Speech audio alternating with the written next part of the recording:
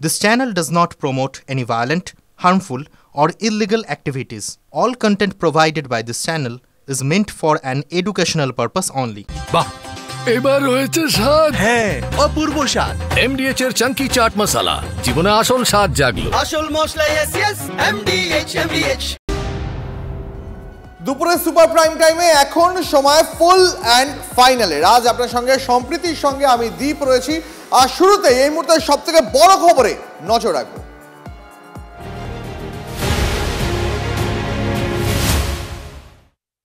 এই মুহূর্তের সব থেকে বড় খবর, এবার কি রাজ্যেও ডিটেনশন ক্যাম্প? বিপদ কি আরো বাড়লো? অনুপ্রবেশকারী সন্দেহে ধৃত বাংলাভাষী শ্রমিকদের, অবৈধ বিদেশিদের জন্য রাজ্য এবং কেন্দ্রশাসিত অঞ্চলগুলিকে ডিটেনশন ক্যাম্প তৈরির নির্দেশ স্বরাষ্ট্র মন্ত্রকের। মঙ্গলবার এক নোটিশে এমনটাই নির্দেশ দিয়েছে স্বরাষ্ট্র মন্ত্রক। নোটিশে ঠিক কি নির্দেশ দিয়েছে আপনাদের একটু কি পয়েন্টস আপনাদের সামনে তুলে ধরি। ধর্মীয় নিপীড়নের শিকার হলে ছাড়, পাকিস্তান, আফগানিস্তান, বাংলাদেশের ক্ষেত্রে ছাড়, 3 দেশের হিন্দু, বৌদ্ধ, জৈন, পার্সি, খ্রিস্টানরা সুযোগ পাবেন, বৈধ নথি ছাড়া বা মেয়াদ ফুরলে তবে আইনি ব্যবস্থা। আর নোটিশে কি নির্দেশ রয়েছে? পাসপোর্ট ও ভিসা আইন সেক্ষেত্রে কার্যকর হবে না। কি উল্লেখ রয়েছে সেই নোটিশে? প্রত্যর্পণ প্রক্রিয়া শেষ না হওয়া পর্যন্ত আটক থাকতে হবে এই ডিটেনশন ক্যাম্পে। সব রাজ্যে এই আটক শিবির বা ডিটেনশন ক্যাম্প করার নির্দেশ দেওয়া হচ্ছে কেন্দ্রীয় স্বরাষ্ট্র মন্ত্রকের তরফে।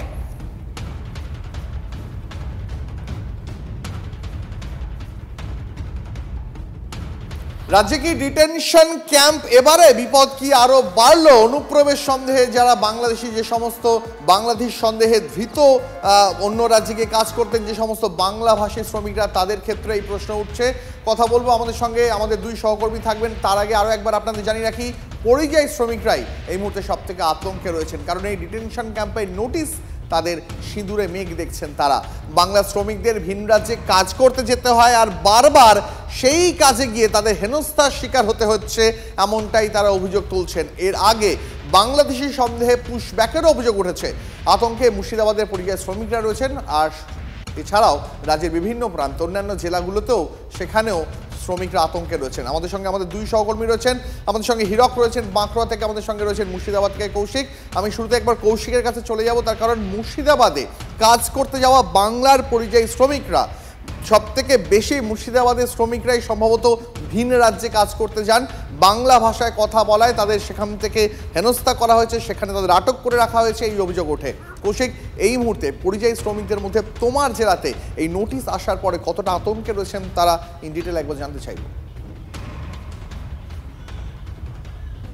একদমই দীপ, তুমি যে সংখ্যাটা বলছিলে যে পরিযায়ী শ্রমিকের সংখ্যা, সেক্ষেত্রে মুর্শিদাবাদের সংখ্যা এবং মালদার সংখ্যা সব থেকে বেশি, এবং এই জেলা থেকে কিন্তু পরিযায়ী শ্রমিকের কাজের জন্য ভিন রাজ্যে যেতে হয়, এবং এই জেলাতেই ঘটেছে যে বাংলাদেশি সন্দেহ পুশব্যাকের মতো ঘটনা ঘটেছিল।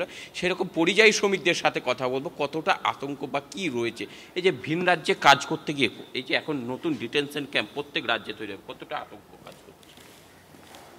আমরা কি বলবো, আমরা সব কথা বলতে পারবো। কতটা আতঙ্ক, ভয় লাগে? আপনি তো কাজ করতে যান। কাজ তো ধরুন আমি এখন তো যাইনি, আগে 5-7 বছর আগে গেছিলাম। এখন মোবাইলে টিভিতে দেখাচ্ছে যে বিদেশে যারা কাজে মাঝে যেছে তাদেরকে ধরে মারছে, পুলিশে ধরছে, ধরে ডকুমেন্ট থাকছে, তাও বাংলাদেশে বিলে তাড়িয়েছে কেন্দ্র সরকার।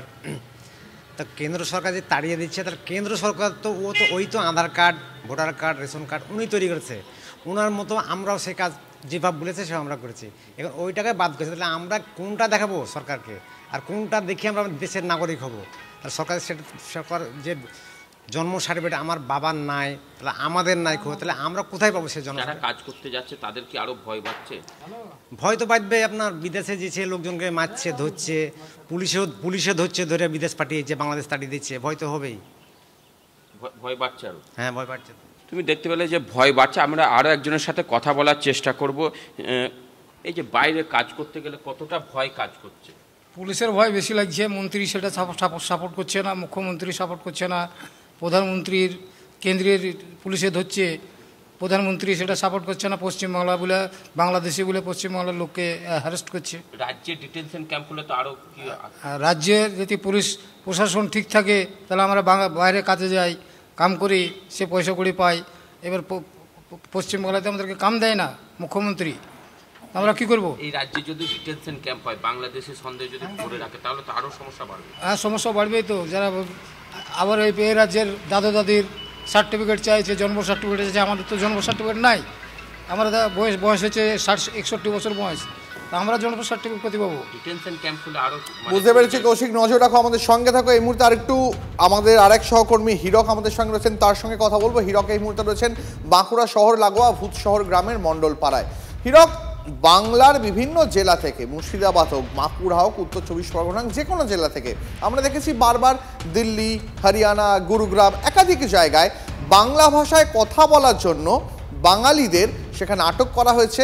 কখনো কখনো বাংলাদেশি বলে দাগিয়ে দেওয়া হয়েছে, কখনো কখনো পুশব্যাক করা হচ্ছে, এমন অভিযোগও উঠেছে। এবার কেন্দ্রের পাঠানো এই ডিটেনশন ক্যাম্প তৈরি নোটিশে কতটা আতঙ্কে রয়েছেন বাঁকুড়ার যারা শ্রমিক রয়েছেন, যারা ভিন্ন রাজ্যে কাজ করতে যান?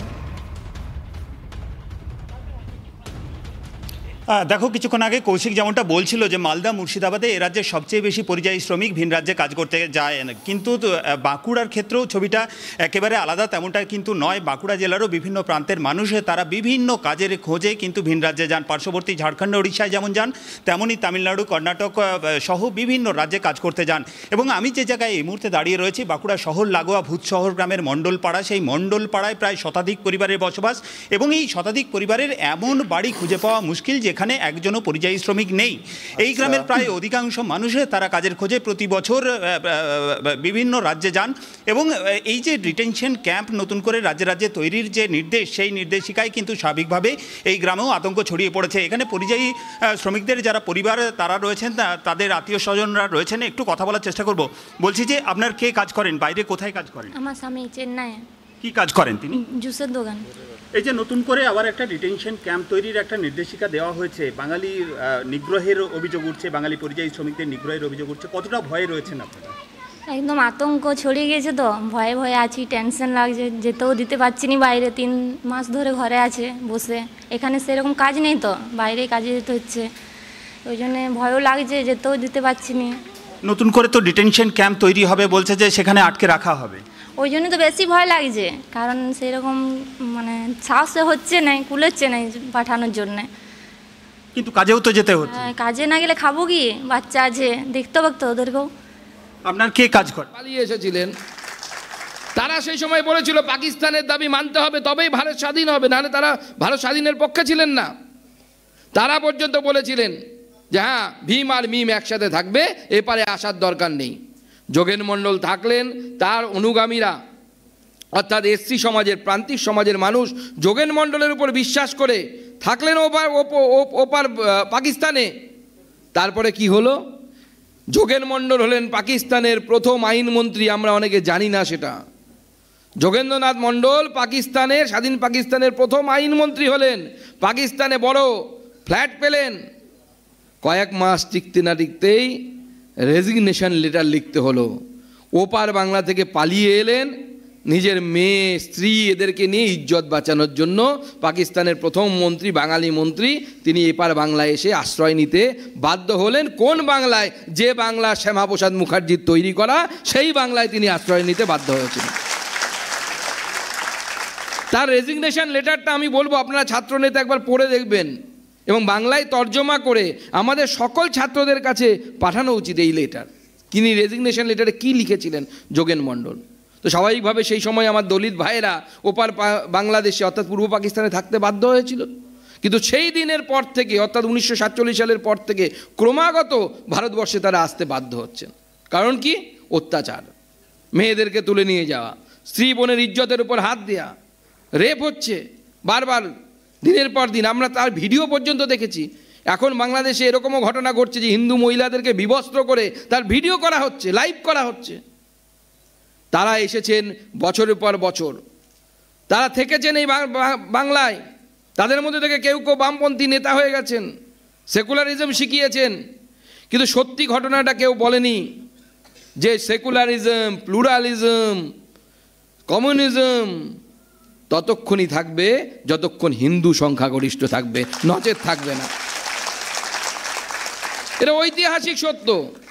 কারণ আমরাই হচ্ছে সেই মত পন্থ, যাই বলুন না কেন, যারা সর্বধর্মের সমভাব প্রকৃত অর্থে আমরা প্রকাশ করি।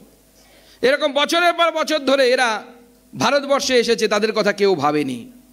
প্রথম ভারত মায়ের সন্তান, আমাদের গর্ব, ভারতবর্ষের প্রধানমন্ত্রী নরেন্দ্র মোদী তাদের কথা ভেবেছেন এবং সিএ এর মতো অ্যাক্ট পাস করেছেন।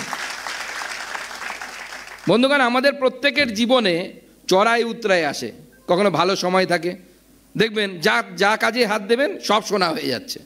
আবার কোনো একটা সময় আসে, একটু খারাপ সময় যায়, যে কাজে হাত দিই কেমন যেন হওয়া কাজটা যেন হচ্ছে না।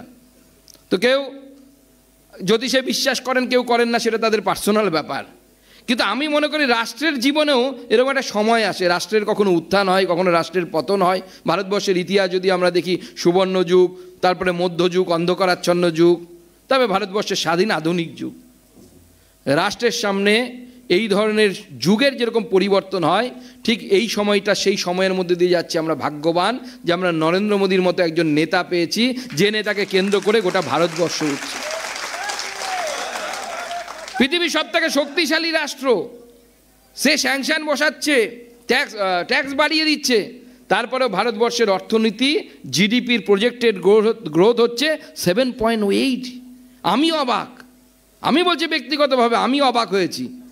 যেখানে রিজার্ভ ব্যাংক ভেবেছিল 7.2 হবে হয়তো, কিন্তু 7.8 প্রজেক্টেড গ্রোথ জিডিপির, পৃথিবীর তাবড় যত বড় বড় অর্থনীতি আছে তার থেকে সব থেকে দ্রুততার সাথে বাড়তে থাকা হচ্ছে অর্থনীতি হচ্ছে আমরা। গতকাল ভারত সেমিকন্ডাক্টর চিপ তার প্রথম বের করেছে, যে চিপটা পুরোটা আমাদের তৈরি। আগামী দিনে গোটা পৃথিবী ভারতবর্ষের সেমিকন্ডাক্টরে চলবে, সেই স্বপ্ন দেখছে। 78,000 কোটি টাকা মাননীয় প্রধানমন্ত্রী স্যাংশন করেছেন সেমিকন বলে একটি প্রজেক্টে, সেমিকন্ডাক্টর তৈরির জন্য, যার জন্য আমরা এখন বিদেশের উপর নির্ভর করি। আমার মোবাইল, আপনার মোবাইল, সবেতেই চিপ, সেমিকন্ডাক্টর। চিপ ছাড়া কিচ্ছু চলবে না। আপনার ট্যাঙ্ক চালাতে গেলেও চিপ, আপনার মোবাইল চালাতে গেলেও চিপ, আপনি গেম খেলবেন তার জন্যও চিপ। সেই জায়গায় ভারতবর্ষ প্রথম তাদের সেমিকন্ডাক্টর চিপ তৈরি করেছে। তো মাননীয় প্রধান, যে খবরের দিকে আমাদের নজর থাকছে এবার, সিএ ভারতীয় নাগরিকত্বের জন্য আবেদনের মেয়াদ আরো 10 বছর বাড়ালো কেন্দ্র। আর এই নিয়ে আমরা আরো বিস্তারিত জানবো। সায়ন্ত রয়েছেন আমাদের সঙ্গে। সায়ন্ত, দেখো, প্রথমে যে নির্দেশিকা বা বিজ্ঞপ্তি জারি হয়েছিল তাতে বলা হয়েছিল 2014 সালের 31শে ডিসেম্বরের আগে যেসব বাংলাদেশ থেকে উদ্বাস্তু হিন্দু যারা ভারতে প্রবেশ করে সিএএ অর্থাৎ ভারতীয় নাগরিকত্ব আইনের জন্য আবেদন করবে, তাদেরকে সেই ফর্ম ফিল আপ এবং তাদের আবেদনে অনুমতি দেওয়া হবে। কিন্তু দেখা গেল সেই সময়সীমা আরও বাড়ানো হলো, অর্থাৎ সেটা করা হয়েছে 2024 অর্থাৎ গত বছরের 31শে ডিসেম্বর পর্যন্ত। স্বাভাবিকভাবেই এটা যথেষ্ট গুরুত্বপূর্ণ, কারণ আমাদের পড়শি দেশে যেভাবে সংখ্যালঘু হিন্দুদের উপরে যে সংখ্যালঘু মৌলবাদীদের আক্রমণ আমরা বারবার করে দেখেছি, সেই জায়গায় দাঁড়িয়ে এই ধরনের সিদ্ধান্ত কিন্তু অত্যন্ত গুরুত্বপূর্ণ বলে মনে করছে বিজেপি নেতৃত্ব। এবং বিজেপির তরফে কিন্তু ইতিমধ্যে কেন্দ্রীয় শিক্ষা প্রতিমন্ত্রী সুকান্ত মজুমদার সহ একাধিক নেতারা কিন্তু ইতিমধ্যেই তাদের সামাজিক মাধ্যমে পোস্ট করেছেন। যেটা মূলত বলা হচ্ছে যে 2024 সালে 31শে ডিসেম্বরের মধ্যে যারা উদ্বাস্তু হয়ে এদেশে আসছে, অর্থাৎ বাংলাদেশ থেকে যারা উদ্বাস্তু হিন্দু তারা এদেশে আসছে, তারা কিন্তু সিএ এর জন্য আবেদন করতে পারবেন। ইতিমধ্যে তুমি জানো যে বনগাঁর সাংসদ শান্তনু ঠাকুর তার এলাকায় কিন্তু এই ধরনের ক্যাম্প চালু করেছে এবং একাধিক জায়গায় এই ক্যাম্প দেখা যাচ্ছে, বালুরঘাট সহ একাধিক জায়গায় এই ক্যাম্প চালু হয়েছে। সেখানে কিন্তু অনেকেই আবেদন করছেন, আর এই সময়সীমা বৃদ্ধি পাওয়ায় কিন্তু তারাও যথেষ্ট খুশি এবং উচ্ছ্বসিত, কারণ আবেদনের সময়সীমা অনেকটাই বেড়ে গিয়েছে। এবং ইতিমধ্যেই অনেকেই সীমান্ত পেরিয়ে তারা বাংলাদেশি তারা অত্যাচারের ভয় এবং অত্যাচারিত হয়ে তারা এদেশে এসছে, তারাও ইতিমধ্যে আবেদন করছেন বলে ইতিমধ্যে বনগাঁর সাংসদও জানিয়েছেন। স্বাভাবিকভাবেই এই আবেদনের সময়সীমা বেড়ে যাওয়ায় অনেকেই এই নথি অর্থাৎ ফর্ম ফিল আপ করবেন এবং সিএ এর জন্য 6B নাগরিকত্ব আইনের 6B ধারা অনুযায়ী তারা আবেদন করবেন বলে ইতিমধ্যেই আশাবাদী স্বরাষ্ট্র মন্ত্রকের কর্তারাও। ধন্যবাদ শান্ত। অধ্যাপক ও রাজনৈতিক বিশ্লেষক মহানন্দা কাঞ্জিলালের সঙ্গে আমরা যোগাযোগ করেছি। মহানন্দাদি, একদিকে সিএতে ভারতীয় নাগরিকত্বের জন্য আবেদনের মেয়াদ আরও 10 বছর বাড়ালো কেন্দ্র, অপরদিকে গতকাল রাতে কেন্দ্রীয় স্বরাষ্ট্র মন্ত্রকের তরফে একটা নির্দেশ আসে। সেই নির্দেশে বলা হয় সমস্ত রাজ্য এবং কেন্দ্রশাসিত অঞ্চলে ডিটেনশন ক্যাম্প বাধ্যতামূলক। দুটো বিষয় কিভাবে দেখছে? প্রথমত আমি দেখতে পেলাম যে একটা আইন পাশ করা হয়েছে, এটা হচ্ছে অভিবাসন ও বিদেশি নাগরিক সংশোধনী আইন, যেটা কার্যকর হচ্ছে। প্রথমেই বলি যে ভারতবর্ষের সংবিধানে এই যে নানা ভাষা, নানা মত এবং নানা বৈচিত্র্যের কথা বলা রয়েছে, এই আইনটা প্রথমেই আমি বলবো যে যুক্তরাষ্ট্রীয় কাঠামোর উপরে একটা বড় আঘাত বলে আমি ব্যক্তিগতভাবে মনে করছি। এবং যেটা আমরা দেখতে পাচ্ছি এই আইনের মধ্যে রয়েছে সেটা হচ্ছে যে 2003-এর আগে আসা তিব্বতী আর 2014-র 31শে ডিসেম্বরের আগে আসা বাংলাদেশ, আফগানিস্তান এবং পাকিস্তান থেকে ধর্মীয় উৎপীড়ন কারণে যারা এসেছেন তাদের মধ্যে যে সমস্ত মানুষকে রাখা হয়েছে তারা হচ্ছে হিন্দু, জৈন, শিখ, বৌদ্ধ, খ্রিস্টান, পার্সি। এখানে কিন্তু মুসলিমদের কথা লেখা নেই। তার মানে এটা পরিষ্কার হয়ে যাচ্ছে যে একটি বিশেষ ধর্মাবলম্বী গোষ্ঠীকে মানে ইনফ্যাক্ট টার্গেট করে এই আইনটা আনা হচ্ছে।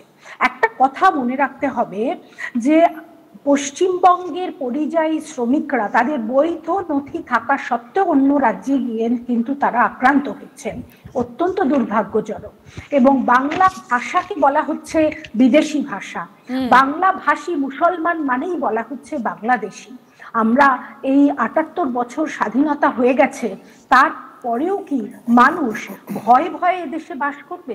দেখুন, অনুপ্রবেশকারীদের সবসময় আটকাতে হবে, সেটা কোনো দেশ, পৃথিবীর কোনো দেশ কোনো আইনে তাদের রাখতে পারে না, ভারতবর্ষও পারে না। কিন্তু যাদের বৈধ কাগজ আছে তারা কেন ভয়ে ভয়ে বাঁচবে, বা তাদের কেন এই ক্যাম্পে চলে যাওয়ার কথা বলে ভয় দেখানো হচ্ছে? তাহলে মহানন্দাদি, আপনার কি মনে হয় এই যে একদিকে যে ডিটেনশন ক্যাম্পের নির্দেশ কেন্দ্রীয় স্বরাষ্ট্র মন্ত্রকের, অপরদিকে এই যে নাগরিকত্ব আইনে যেটা মেয়াদ আরো 10 বছর বাড়ানো হয়েছে, কিন্তু সেখানে হিন্দু, শিখ, জৈন, বৌদ্ধ, পার্সি, খ্রিস্টানদের কথাই উল্লেখ করা হয়েছে, তাহলে কি এক্ষেত্রে এই যে মালদা, মুর্শিদাবাদ থেকে মূলত সংখ্যালঘু অধ্যুষিত যে সমস্ত এলাকা রয়েছে সেখান থেকে যে সমস্ত পরিযায়ী শ্রমিকরা যারা ভিন রাজ্যে যাচ্ছেন, গিয়ে যারা বাংলায় কথা বলার জন্য বিপদে পড়েছেন, তাদের কি এক্ষেত্রে আরো বিপদ বাড়লো বলেই আপনার মনে হয়?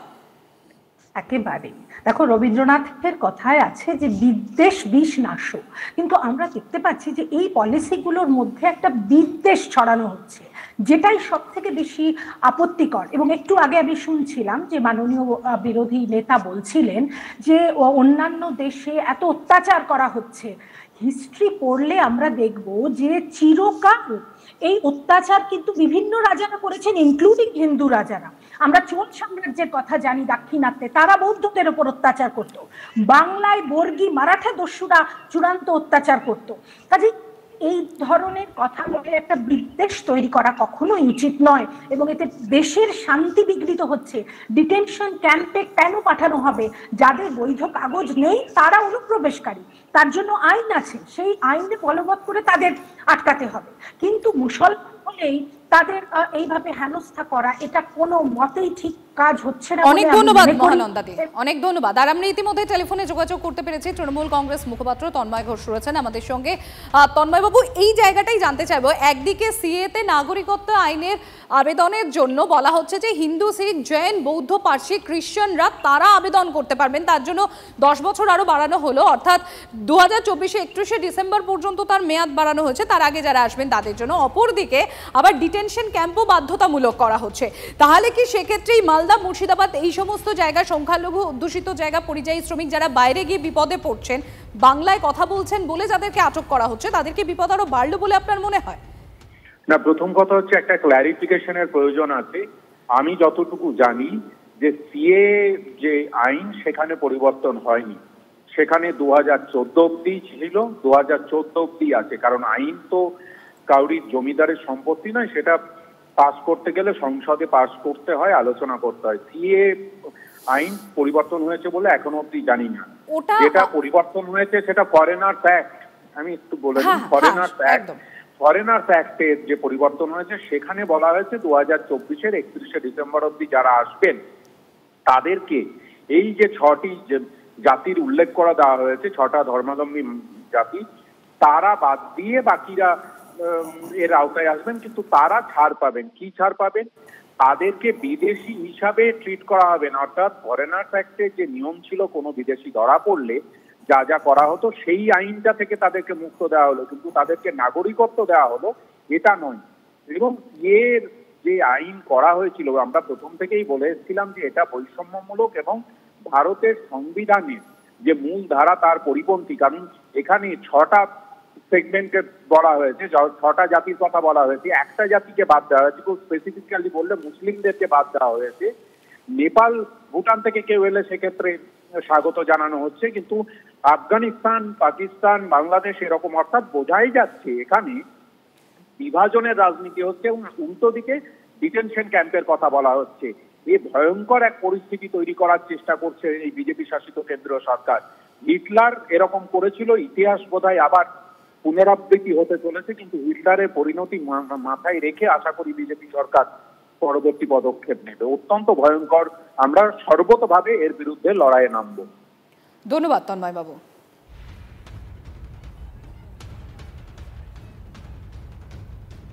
পরে খবরে আসি। বেলাগাম অর্জুন সিং এবার ব্রাত্য বসুকে ফেলে পেটানোর হুমকি।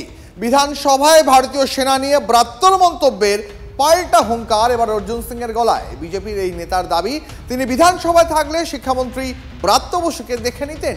সেনার তরফে তৃণমূল কংগ্রেসের মঞ্চ খোলা নিয়ে 1971 সালে ঢাকায় পাক সেনার গুলি করার বিষয়টির তুলনা টানেন ব্রাত্য বসু। গতকাল বিধানসভায় এই ঘটনায় সরগরম হয়ে ওঠে গোটা বিধানসভা। প্রতিবাদে গর্জে ওঠেন শুভেন্দু অধিকারী সহ অন্য বিজেপির বিধায়করা। তারা ওয়াকআউট করেন, শুভেন্দু অধিকারীকে সাসপেন্ড করা হয় একদিনের জন্য। আর এবার হুঙ্কার দিলেন অর্জুন সিং। কি বলেছেন তিনি শোনাই আপনাদের। ব্রাত্য বসুকে না ফেলে পেটানো দরকার ছিল। ভারতবর্ষের সংবিধানের, ভারত দেশের এগেনস্টে বাংলাদেশের তুলনা ভারত সঙ্গে করবে এই ব্রাত্য বসুর মতন দেশদ্রোহী লোকদেরকে ওখানে ফেলে পেটানো দরকার ছিল বিধানসভার মধ্যে। আমি ছিলাম না বিধানসভা, না আমি ওকে বুঝাতাম, পেটাতাম ধরে। ব্রাত্য বসুকে একটা মন্ত্রী কিভাবে ভারতবর্ষের কি তুলনা বাংলাদেশ সঙ্গে করছে, যে বাংলাদেশকে ভারতবর্ষ জন্ম দিয়েছিল। এই মুহূর্তে আমাদের সঙ্গে রয়েছেন তৃণমূল কংগ্রেস মুখপাত্র অরূপ চক্রবর্তী। অরূপ দা, শুনলেন আপনি অর্জুন সিং কি বলেছেন? অর্জুন সিং বলেছেন তিনি বিধানসভায় থাকলে ব্রাত্য বসুকে নাকি ফেলে পেটাতেন। কি বলবেন? আমি সঞ্চালক আপনি রয়েছেন, আপনি তো ফেসবুক করেন, ফেসবুকে যদি আপনার কাউকে পছন্দ হয় দেখবেন আপনি তাকে ফ্রেন্ড রিকোয়েস্ট পাঠান। অর্জুন সিং আজকে ফ্রেন্ড রিকোয়েস্ট পাঠালো, পাঠিয়ে বললো যে আমি তৃণমূল কংগ্রেসে যোগদান করতে চাই।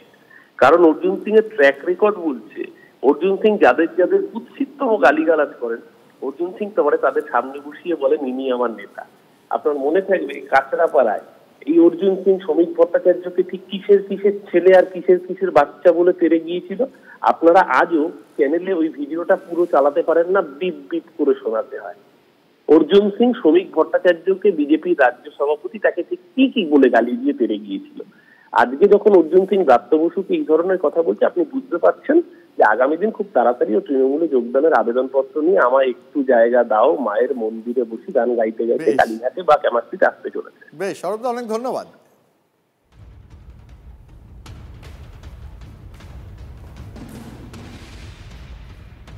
এবার বেলাগাম রায়নার 1 নম্বর ব্লকের তৃণমূল কংগ্রেসের ব্লক সভাপতিও বিজেপিকে পিটিয়ে ঠান্ডা করার নিদান। হাত পা ভেঙে গাছে বেঁধে রাখার হুঁশিয়ারি দিলেন তৃণমূল নেতা বামদেব মণ্ডলের। তৃণমূলের এই ধরনের হুঙ্কারে, হুঁশিয়ারিতে ভয় পায় না বিজেপি। ভয় পেয়ে এই ধরনের মন্তব্য করছে শাসক দল, পাল্টা তোপ দেখেছে গেরুয়া শিবিরও। পিটিয়ে ঠান্ডা করো একটা করে বিজেপিকে।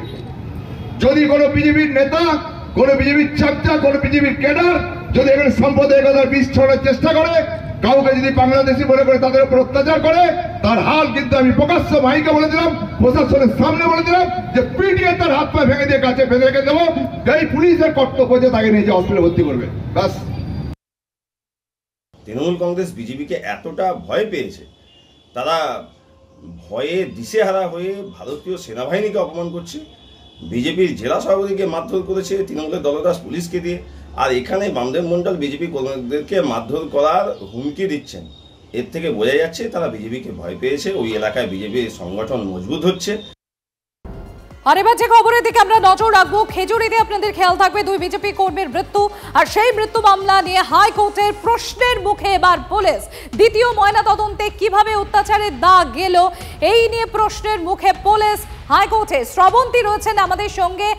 শ্রাবন্তী, ইতিমধ্যেই আমরা জানি যে দু রকমের ময়নাতদন্তের রিপোর্ট আসে এবং যে নিয়ে এর আগেই আদালত প্রশ্ন তুলেছিল। সম্প্রতি এবং দুটি রিপোর্টে আলাদা কিভাবে এই প্রশ্ন তুলেছে আজকে ডিভিশন বেঞ্চ। বিচারপতি দেবাংশু বসাক স্পষ্ট আজকে জানিয়েছেন যে এই যে বিদ্যুতের পোলের মাধ্যমে পোল তাদের উপরে পড়ে গেছিল এবং এর ফলে যে মৃত্যু সেটা নাও হতে পারে, কারণ দ্বিতীয় ময়নাতদন্তের রিপোর্টে আরো বেশ কিছু আঘাতের চিহ্ন এসেছে যেগুলি অনেক প্রশ্ন তুলে দিচ্ছে। একই সঙ্গে এই বিষয়টি উল্লেখ করে তিনি বলেন যে 2 ময়নাতদন্তের রিপোর্ট আলাদা, এমন হলে মানুষের বিশ্বাস চলে যাবে গোটা সিস্টেমের উপরে। এদিন তিনি নির্দেশ দিয়েছেন 17 জনের নাম উঠে এসেছে এই ক্ষেত্রে, যেখানে চিকিৎসক, ওসি সহ আইও তাদের ফোন রেকর্ড দেখতে হবে, অর্থাৎ ঘটনার দিন তারা কাদের কাদের সাথে কথা বলেছিলেন, সত্যি কি কোনো যোগসূত্র রয়েছে তারই নির্দেশ দেওয়া হয়েছে। আগামী 8 তারিখ মামলা থাকছে, সেই দিন এই কল রেকর্ড নিয়ে আসতে হবে এসআইটিতে। ধন্যবাদ শ্রাবন্তী। পরে খবরে নজর রাখবো, দুর্ঘটনায় যুবকের মৃত্যু তুলকালাম আসানসোলের সালানপুরে। গাড়ির ধাক্কায় রাস্তার পাশে দাঁড়িয়ে থাকা যুবকের মৃত্যু, গাড়ির মালিকের কাছ থেকে 20 লক্ষ টাকা ক্ষতিপূরণের দাবি। গতকাল রাত থেকে সালানপুরের দেন্দুয়া মোড় অবরোধ করে বিক্ষোভ এলাকাবাসীর।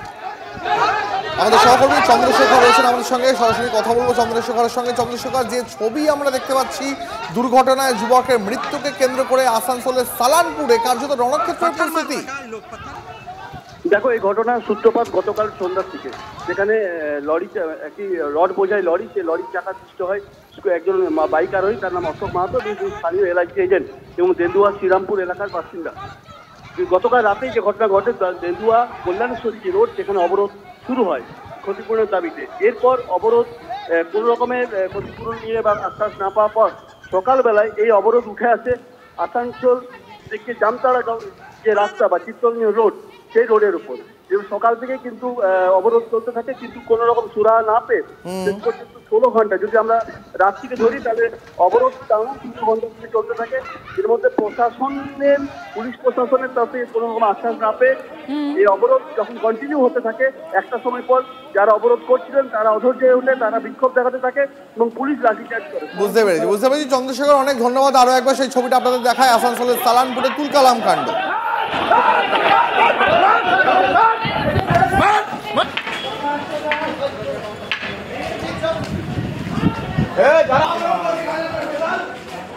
গাড়ি পেছন দিকে থেকে মেরেছে, ওর জন্য আমরা এটা আন্দোলনটা করেছি।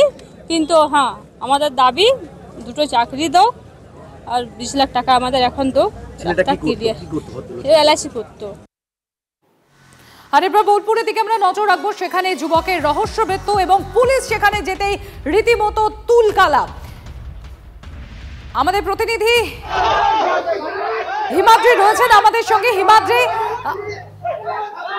দেখুন, তার আগে আমি হিমাদ্রির কাছে যাচ্ছি, তার আগে একবার দেখাই ঠিক কিরকম পরিস্থিতি তৈরি হয় সেখানে। দেখুন,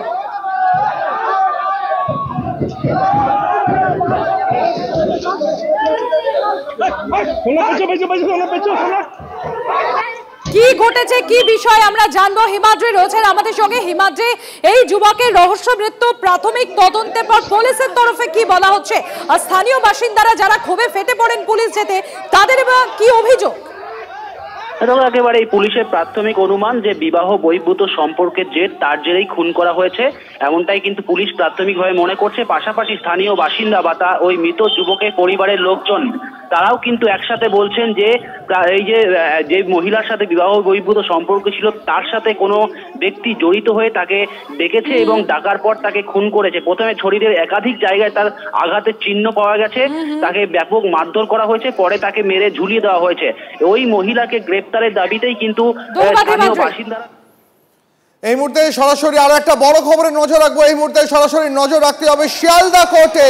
সরাসরি শিয়ালদা কোর্টের ছবি দেখাচ্ছি আপনাদের। আপনারা জানেন বিজেপি নেতা রাকেশ সিং, তাকে আজ আদালতে পেশ করার কথা রয়েছে, আর সেই তাকে পেশ করাকে কেন্দ্র করে এই মুহূর্তে রণক্ষেত্রের কার্যত এই মুহূর্তে শিয়ালদা কোর্টের বাইরে সেই ছবি শিয়ালদা কোর্টের সামনের ছবি দেখাচ্ছি আপনাদের এই মুহূর্তে, যেখানে কার্যত মুখোমুখি বিজেপি এবং কংগ্রেস কর্মী সমর্থকরা। আমাদের সহকর্মী সুপ্রিয় রয়েছেন আমাদের সঙ্গে।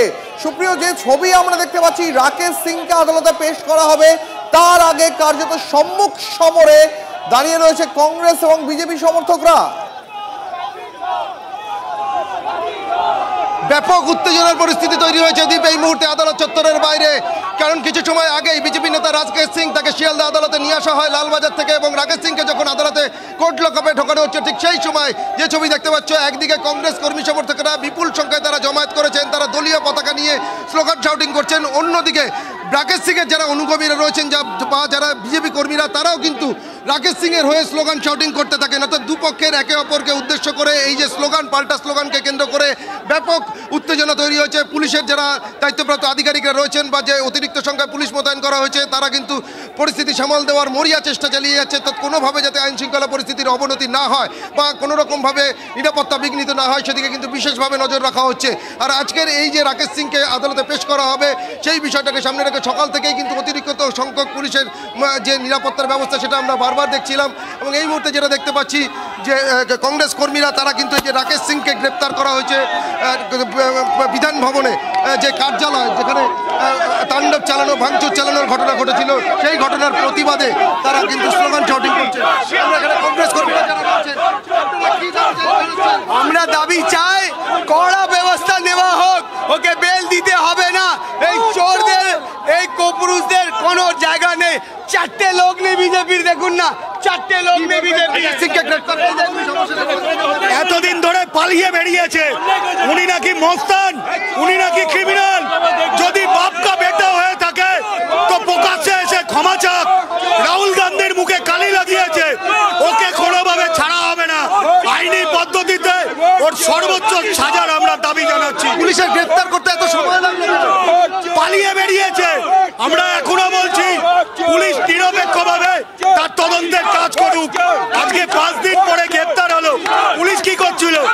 কংগ্রেস কর্মী সমর্থক যারা এখানে উপস্থিত রয়েছেন, যারা বিক্ষোভ দেখাচ্ছেন, স্লোগান শাউটিং করছেন, তারা কিন্তু রাকেশ সিং এর দৃষ্টান্তমূলক শাস্তির দাবি জানাচ্ছেন। অন্যদিকে আমরা এগিয়ে যাওয়ার চেষ্টা করবো, ক্যামেরা পার্সন কল্যাণকে বলবো একটু এগিয়ে যাওয়ার জন্য। একদিকে যেখানে কংগ্রেস কর্মী সমর্থকেরা বিক্ষোভ দেখাচ্ছেন, দলীয় পতাকা নিয়ে স্লোগান শাউটিং করছেন, অন্যদিকে বিজেপি কর্মী সমর্থক যারা রাকেশ সিং এর অনুগামীরা রয়েছেন, তারাও কিন্তু স্লোগান শাউটিং চালিয়ে যাচ্ছেন। তাদের যেটা বক্তব্য যে রাকেশ সিং তিনি আত্মসমর্পণ করেছেন। আমরা একটু কথা বলি, রাকেশ সিংকে গ্রেপ্তার করলো পুলিশ, কি প্রথম কথা, রাকেশ সিংকে গ্রেপ্তার করেনি, রাকেশ সিং সারেন্ডার করেছে। দ্বিতীয় কথা, উনি যেভাবে লড়াই করেছে, দেশের প্রধানমন্ত্রী তার মাকে কংগ্রেস যেভাবে ইনসাল্ট করেছে, তার প্রতিবাদ একদম সঠিক। হয়তো কিছু সামান্য ভুল করেছে, কিন্তু তার জন্য আজকে তৃণমূল আর কংগ্রেসে ভালোবাসা রাস্তায় দেখা যাচ্ছে। একটা রাজনৈতিক দলের পার্টি অফিসে গিয়ে ভাঙচুর চালানো, তাণ্ডব চালানো। আপনি একটা জিনিস বলুন, যদি রাকেশ সিং ভুল করে থাকে, তারপর যে ভারতীয় জনতা পার্টি পতাকা জ্বালালো, কেন সমটো এফআইআর করেনি এই পুলিশ? তখন কি পুলিশের হাতে বেটকাঠি লেগে গেছিল? এটা হচ্ছে ভারতীয় জনতা পার্টিকে আটকাবার জন্য, বিরোধী দলকে আটকাবার জন্য কংগ্রেস আর এখানকার শাসক দলের ভালোবাসা, যে ভালোবাসাটা এখন আমরা রাস্তার উপরে পুলিশের মোটা মাথা দেখে বুঝতে পারছি। একদমই দেখো, গোটা আদালত চত্বর কিন্তু কড়া পুলিশি নিরাপত্তায় মুড়ে ফেলা হয়েছে। অন্যদিকে দেখানোর চেষ্টা করবো শিয়ালদা আদালত চত্বরের যে বাইরের যে অংশটা, সেখান থেকে আইনজীবী থেকে শুরু করে আদালতের যারা বিভিন্ন স্টাফরা রয়েছেন, তারাও কিন্তু পরিস্থিতির দিকে নজর রাখছেন। অর্থাৎ তারা বাইরে এসে দাঁড়িয়ে রয়েছেন, আর নিচে এই যে উত্তেজনা তৈরি হয়েছে, সেই পরিস্থিতিকে যাতে দ্রুততার সঙ্গে নিয়ন্ত্রণে আনা যায় বা কোনো রকমভাবে যাতে আইন শৃঙ্খলা পরিস্থিতির অবনতি না ঘটে, সেদিকে কিন্তু পুলিশের তরফ থেকে বিশেষভাবে নজর রাখা হচ্ছে। দীপ, আমরা দেখতে পাচ্ছি সেই ছবি এই মুহূর্তে সরাসরি ছবি দেখাচ্ছি আপনাদের শিয়ালদা আদালতের। সেখানে ধৃত বিজেপি নেতা রাকেশ সিং, তাকে আজ আদালতে পেশ করা হয় এবং সেই মুহূর্তে কংগ্রেস এবং বিজেপি কর্মী সমর্থকরা কার্যত একে অপরের মুখোমুখি দাঁড়িয়ে স্লোগান দিতে শুরু করেন, একে অপরের উদ্দেশ্যে তারা নানা রকম মন্তব্য করতে শুরু করেন। সেই ছবি এই মুহূর্তে দেখাচ্ছি সরাসরি আপনাদের। মধ্যেখানে পুলিশ তারা চেষ্টা করছে পরিস্থিতি নিয়ন্ত্রণে আনার, যেমনটা আমাদের সহকর্মী সুপ্রিয় জানাচ্ছিলেন, এই পরিস্থিতির যাতে আর অবনতি না ঘটে সেটাতে এই মুহূর্তে ব্যস্ত পুলিশ। এর পাশাপাশি আরও একটা ছবি দেখাচ্ছি, রাকেশ সিং তাকে আদালতে পেশ করার মুহূর্তের ছবি, সেটাও এই মুহূর্তে আপনাদের দেখাচ্ছি। রাকেশ সিংকে গ্রেপ্তার কেন করতে দেরি করলো পুলিশ, রাকেশ সিংকে গ্রেপ্তারিতে কেন এতদিন দেরি হলো, এই অভিযোগ একদিকে যেমন করছেন কংগ্রেস সমর্থকরা, অন্যদিকে বিজেপি সমর্থক তাদের দাবি রাকেশ সিংকে গ্রেপ্তার পুলিশ করেনি, রাকেশ সিং তিনি নিজেই আত্মসমর্পণ করেছেন। আপনারা জানেন রাকেশ সিংকে কেন অস্ত্র আইনে মামলা দেওয়া হয়েছে, রাকেশ সিংয়ের বিরুদ্ধে কেন কড়া ধারা আনা হয়েছে, এর প্রতিবাদেও আদালতে যাওয়ার হুঁশিয়ারি দিয়ে রেখেছেন বিজেপি। আর একবার সরাসরি চলে যাবো আমাদের সহকর্মী সুপ্রিয় ঘটনাস্থলে রয়েছেন। সুপ্রিয়, এই মুহূর্তে ঘটনাস্থলে কি পরিস্থিতি? দেখো, এখনো যে পরিস্থিতির খুব একটা বদল হয়েছে তা কিন্তু নয়। একদিকে বিজেপি কর্মী সমর্থক বা রাকেশ সিংয়ের যারা অনুগামীরা রয়েছেন তারা একদিকে জমায়েত করে রয়েছেন, স্লোগান শাউটিং করছেন। ক্যামেরা পার্সন কল্যাণকে বলবো, অন্যদিকে কংগ্রেসের যারা কর্মী সমর্থকরা, কারণ প্রদেশ কংগ্রেস দপ্তর বিধান ভবন, সেখানে গত 29 তারিখে এই রাকেশ সিং বিজেপি নেতা তার নেতৃত্বে যে তাণ্ডব চালানো, ভাঙচুর চালানোর ঘটনা, টায়ার দিয়ে আগুন চালানোর ঘটনা ঘটেছিল, যে ঘটনাতে মামলা দায়ের হয়, সেই মামলাতেই কিন্তু অবশেষে গ্রেপ্তার হয়েছে রাকেশ সিং। তারই প্রতিবাদে তারা বিক্ষোভ দেখাচ্ছেন, স্লোগান শাউটিং করছেন দলীয় পতাকা নিয়ে। আর রাকেশ সিংকে যখন লালবাজার থেকে নিয়ে আসা হয় কোর্ট লকআপের আদালত চত্বরে বা কোর্ট লকআপে যখন তাকে ঢোকানো হচ্ছিল, ঠিক সেই সময় থেকেই কিন্তু দুপক্ষের অর্থাৎ দুই রাজনৈতিক দলের যারা কর্মী সমর্থকেরা রয়েছেন তারা কিন্তু একে অপরকে উদ্দেশ্য করে স্লোগান শাউটিং করতে থাকেন, নানা ধরনের মন্তব্য করতে থাকেন, আর যাকে কেন্দ্র করে কিন্তু ব্যাপক উত্তেজনার পরিস্থিতি তৈরি হয়। আগে থেকেই, সকাল থেকেই কিন্তু আজকের এই ধরনের একটা পরিস্থিতি তৈরি হতে পারে তার সম্ভাবনার কথা মাথায় রেখে পুলিশের তরফ থেকে গার্ডরেল তৈরি করে রাখা হয়েছিল, গার্ডরেল দিয়ে ব্যারিকেড তৈরি করা হয়, বিশাল সংখ্যায় পুলিশ মোতায়েন রাখা হয়েছে। কিন্তু তারপরেও কিন্তু দুই যে রাজনৈতিক দলের যারা কর্মী সমর্থক তাদেরকে সামাল দিতে রীতিমতো পুলিশকে হিমশিম খেতে হচ্ছে। অর্থাৎ কোনোভাবে যাতে আইন শৃঙ্খলা পরিস্থিতির অবনতি না হয়, কোনোভাবে যাতে নিরাপত্তা বিঘ্নিত না হয়, সেদিকে কিন্তু পুলিশের তরফ থেকে বিশেষভাবে নজর রাখা হচ্ছে। দেখতেই পাচ্ছ একজন মহিলা কর্মী সমর্থক বিজেপির রাকেশ সিংয়ের অনুমতি কিন্তু কি বলছেন ওই মহিলা কর্মী, একটু শুনি। সুপ্রিয়, কি বলছেন ওই মহিলা, একটু শুনি তার বক্তব্য। একটা বিরিয়ানি জন্য এসছে, এরা একটাই বিরিয়ানি ভাড়া, এরা যখন সিংকে পুলিশ একটা বিরিয়ানি করে ভাড়া এসছে, যখন হ্যাঁ বিরিয়ানি জন্য এরা ভাড়া করে এসছে, একটা বিরিয়ানি এরা ভাড়া এসছে। যখন টিএমসি বা র্যালি হয়, যখন কংগ্রেস র্যালি হয়, একটা বিরিয়ানি জন্য ওরা ভাড়াও হয়েছে, এরা একটা বিরিয়ানি জন্য ভাড়া এসছে। দেখো, বিজেপি কর্মীরা একদিকে যখন দেখাচ্ছে এই মুহূর্তে শিয়ালদার ছবি দেখাচ্ছেন, ঠিক অন্যদিকে কিন্তু কংগ্রেস কর্মী সমর্থক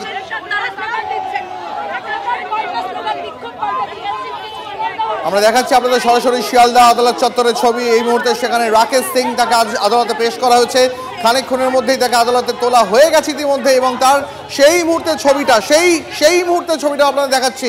রাকেশ সিং তিনি হাত উঁচু করে ঢোকার মুখে, আদালত চত্বরে ঢোকার মুখে হাত উঁচু করে দেখাচ্ছেন। আপনাদের মনে করে দিই, রাকেশ সিংকে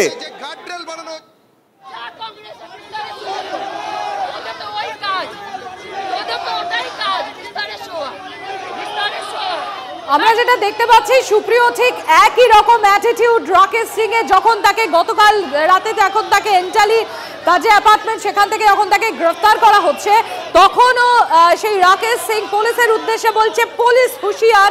ঠিক একই রকম অ্যাটিটিউড আজকে যখন তাকে শিয়ালদা কোর্টে পেশ করা হচ্ছে তখনও দেখা গেল।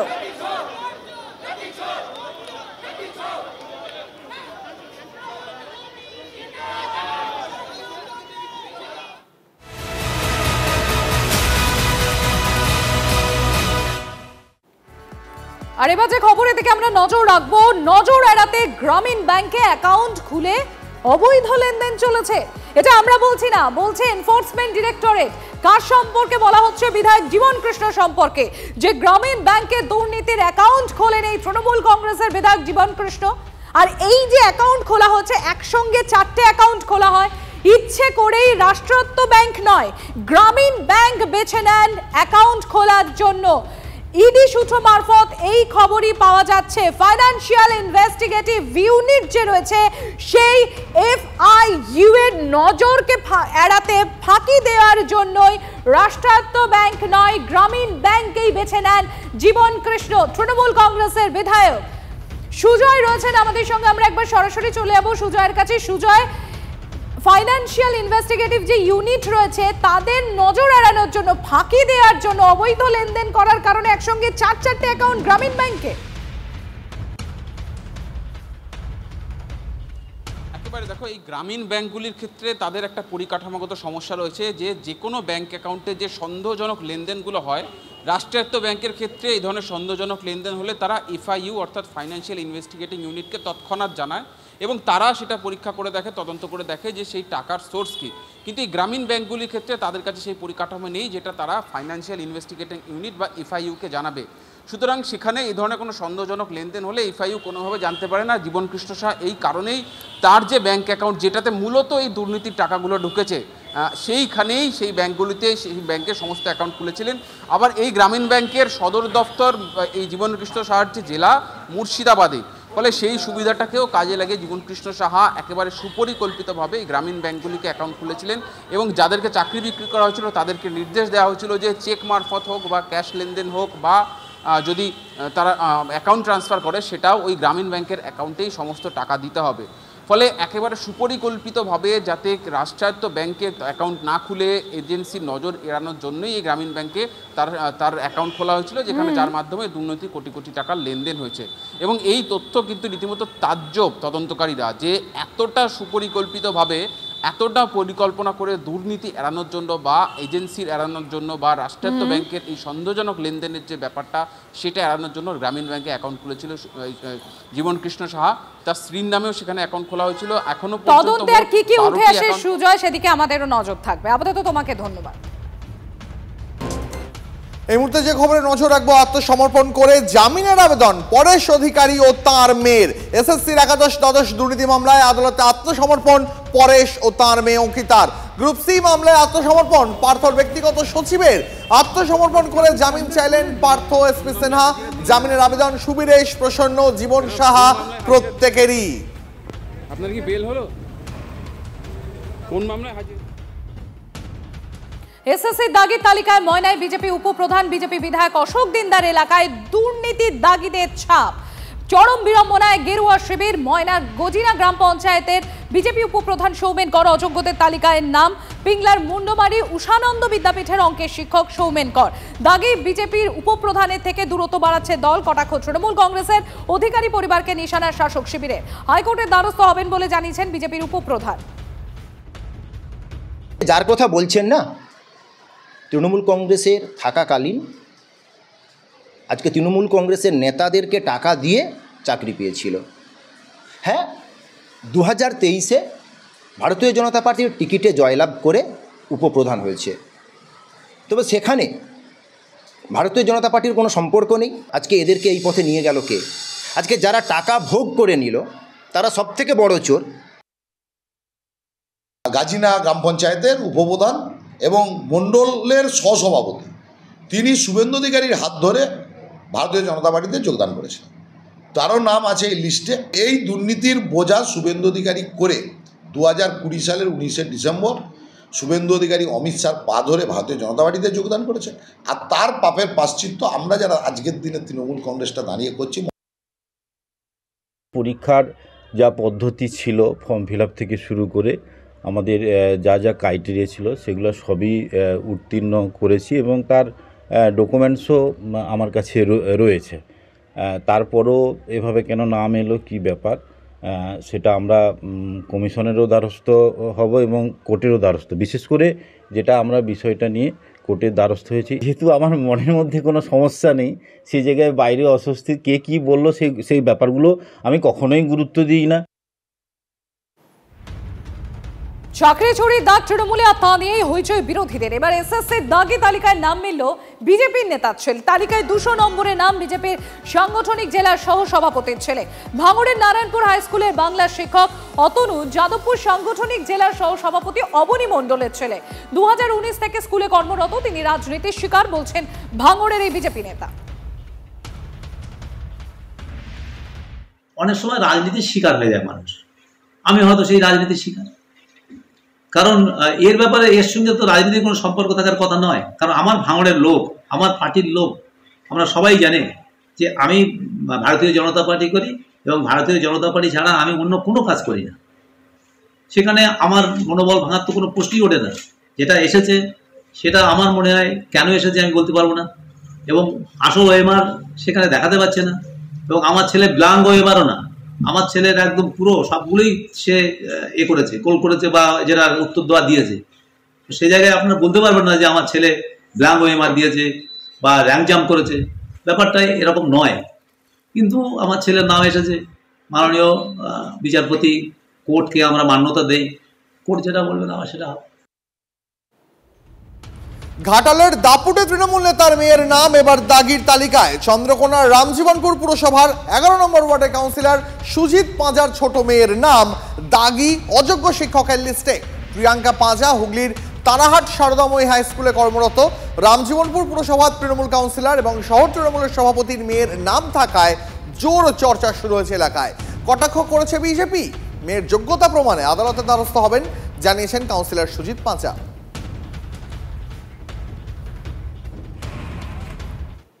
এইভাবে তৃণমূলের শাসক দলের নেতা মন্ত্রীদের ছেলেমেয়েরাই অযোগ্য সেটা প্রমাণ হয়েছে। এই সরকার সমস্ত দিকেই সমস্ত ক্ষেত্রেই দুর্নীতিতে ভরা। আজকে এসএসসি থেকে অযোগ্যদের বিতাড়িত হয়েছে, কালকে দেখবেন আর বন দপ্তর থেকে বেরোচ্ছে, খাদ্য দপ্তর থেকে বেরোচ্ছে। এই সরকারের অবিলম্বে পতন দরকার। এই বিষয়ে কিছু বলবো না, এটা আইনি জটিলতার ব্যাপার, আইনের পথে চলছে। এই বিষয়ে আমাদের কোনো বক্তব্য নেই। না এই বিষয়ে কোনো আমাদের বক্তব্য নেই।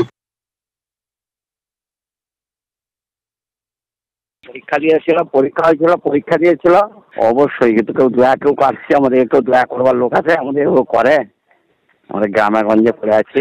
নেতা কোথায় পাবো? নেতা দিবে, আমি প্রায় নেতাকে ধরে হয়েছে, কাকুই চাকরি কেউ দিয়েছে, দেয়নি কেউ। একটা মানসিক পর্যায়ে আমরা আইনের দিচ্ছি, দ্বারস্থ দেখা যায় না কি হয় না হয়। এসএসসির দাগি তালিকায় তৃণমূল কাউন্সিলরের ভাইঝি এবং তার মৃত স্বামীর নাম। প্রাক্তন শিক্ষামন্ত্রী পার্থ চট্টোপাধ্যায়ের হাত ধরেই চাকরি পাওয়া গেছে। চাঞ্চল্যকর দাবি তুলেছে বিজেপি। মেদিনীপুর পুরসভার 8 নম্বর ওয়ার্ডে তৃণমূল কাউন্সিলর ইন্দ্রজিৎ পানিগ্রাহীর ভাইঝি দীপা পানিগ্রাহী, তার স্বামী সঞ্জয় পাহাড়ির নাম দাগি অযোগ্য শিক্ষকের তালিকায়। করোনাকালে মৃত্যু হয়েছে দীপা পানিগ্রাহীর স্বামী সঞ্জয়ের। দায় এড়িয়ে তৃণমূল কাউন্সিলরের সাফাই, দুজনের চাকরি হওয়ার সময় তিনি কাউন্সিলর ছিলেন না। পাল্টা বিজেপির কটাক্ষ, দুর্নীতি করেই চাকরি দাগির তালিকায়, সেটাই প্রমাণিত।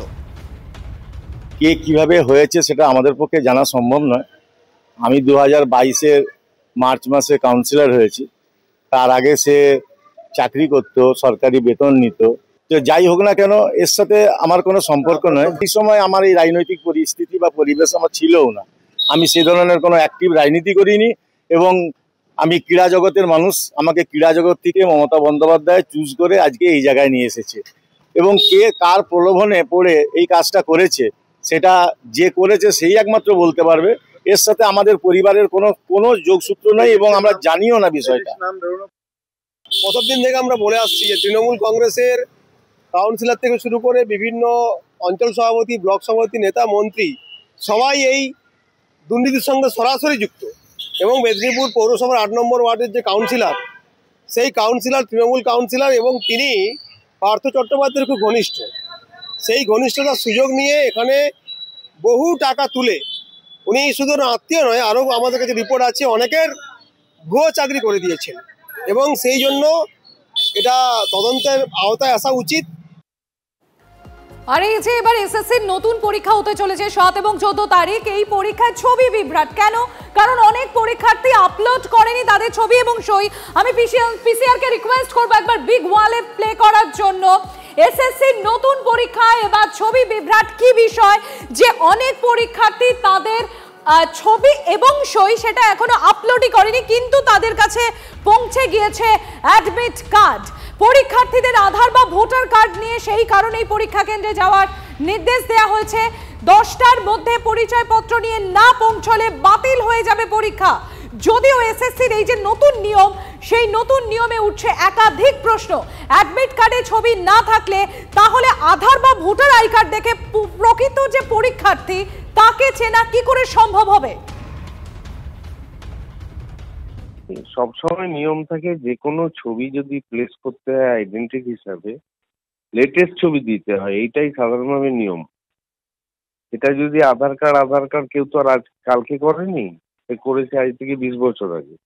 স্বাভাবিক কারণে তার ফেসিয়াল ইন্ডেক্সের অনেক পরিবর্তন হবে এবং আধার কার্ডে যে ছবিটা তোলা হয় তারপরে সেটা প্রিন্ট করার সময় একটু ডিস্টরশন হয়, তারপর দীর্ঘদিন হয়ে গেলে তার ডিস্টরশন হয়। কাজেই ফেসটা আইডেন্টিফিকেশন ক্ষেত্রে বহু সমস্যা হবে। হয়তো সেই সমস্যাটা জিইয়ে রাখার জন্য ব্যবস্থা করা হয়েছে বলে আমি মনে করি। বিভিন্ন পদ্ধতিগত ত্রুটি রেখে এই যে ছবি সিগনেচার রাখলো না, একজনের পরীক্ষা আরেকজন দিয়ে চলে আসবে, তার স্কোপ তৈরি করে দেওয়া হবে। সেই জন্যই আসলে এগুলো করাই হচ্ছে, এই নিয়োগ পদ্ধতিটিকে ত্রুটিযুক্ত করার জন্য, দুর্নীতি করার জন্য। দুর্নীতি করলে তো সেক্ষেত্রে আদালত হস্তক্ষেপ করবে, সেটাই স্বাভাবিক। এবং তারা দুর্নীতি যদি করেন ভবিষ্যতে অবশ্যই সেই ধরনের সমস্যা তৈরি হবে। দুর্নীতিগ্রস্ত সরকার থাকলে কি করবেন? তারা তো এই ধরনের কাজই করবে। সরকারটাই তো দুর্নীতিগ্রস্ত, ফলে দুর্নীতিগ্রস্ত সরকার দুর্নীতিগ্রস্ত কাজকর্ম করবেন। আরে কম দে কিন্তু খাঁটি দে। MDH কাশ্মীরি লাল লঙ্কার গুঁড়ো। MDH